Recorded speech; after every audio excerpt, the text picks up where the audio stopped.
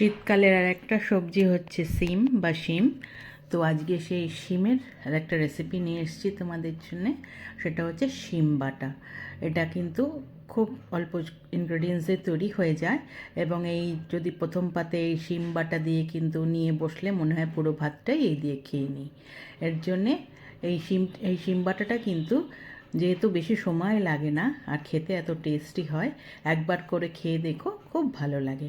তার জন্য প্রথমেই আমি শিম নিয়ে নিয়েছি। এখানে 300 গ্রাম মতো শিম রয়েছে। আর আমি কিছুটা ধনেপাতা নিয়েছি।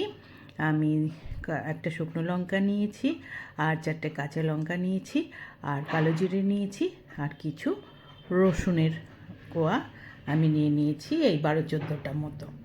তো প্রথমেই আমি এই শিমগুলোকে একটু ভাপিয়ে নেব। তার জন্যে আমি শিমগুলোকে দিয়ে দিলাম প্যানে, দিয়ে একটু নুন দিলাম, দিয়ে অল্প জল দেবো। খুব বেশি জল দিয়ে ফোটাতে হবে না, একটু ভাপে একটুখানি নরম হয়ে যাবে তাহলেই কিন্তু হবে। যে খুব একটা সেদ্ধও করতে হবে তাও না, একটু ভাপে কিছুক্ষণ রেখে দিলেই, ফুটিয়ে নিলেই কিন্তু এটা হয়ে যাবে। আমি 2-3 মিনিট মতো এটা ঢাকা দিয়ে হতে দিলাম।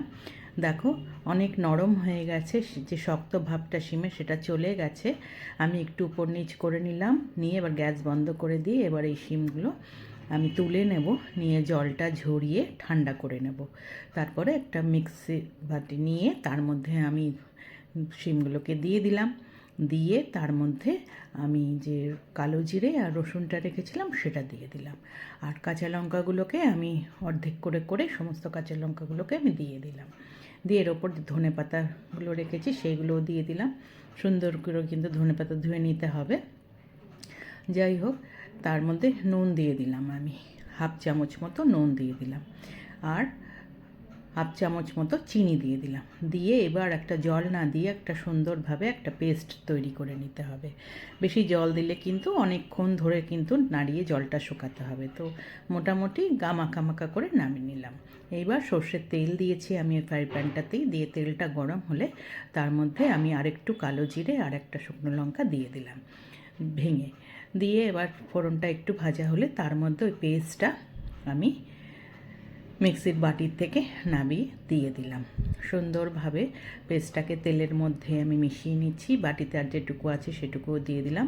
পুরো মিক্সির বাটিতে যতটা পেস্ট ছিল আমি কিন্তু প্যানে দিয়ে দিয়েছি। এইবার সুন্দরভাবে আমাকে বেশ কিছুক্ষণ নাড়তে হবে। যেহেতু নুন চিনি দিয়ে অলরেডি আমি পেস্টটা করেছি, তাই আমাকে আর নুন চিনি দিতে হবে না। আমি এখন সমানে কিন্তু গ্যাসটাকে একদম মিডিয়াম থেকে স্লোতে রাখতে হবে। গ্যাস বাড়ালে চলবে না, তাহলে কিন্তু বাটাটা ভালো হবে না। তো ওরকম মিডিয়াম থেকে স্লোতে রেখে আমি কিন্তু সমানে নাড়িয়ে যাচ্ছি। জলটা পুরো টানিয়ে নিতে হবে। দেখো অনেকটা জলটা টেনে এসছে, কিন্তু এখনও হয়নি, আরও কিছুক্ষণ। এবার দেখো, এবার পুরো মোটামুটি শুকিয়ে এসছে। তাও যখন দেখবে একদম একসঙ্গে একটা মণ্ডর মতো হয়ে প্যান থেকে ছেড়ে চলে আসছে, তখন বুঝবে তোমার এইটা ভাজা হয়ে গেছে, বাটাটা ভাজা। দেখো আমার কিন্তু এরকম আমি সমানে নাড়িয়ে চাড়িয়ে এপাশ ওপাশ করে এই দেখো একটা মণ্ডর মতো হয়ে গেছে, প্যান থেকে ছেড়ে আসছে, আমার বাটাটা হয়ে গেছে। এবার আমি একটা প্লেটে সার্ভ করে বাটাটা রেখে দিয়েছি।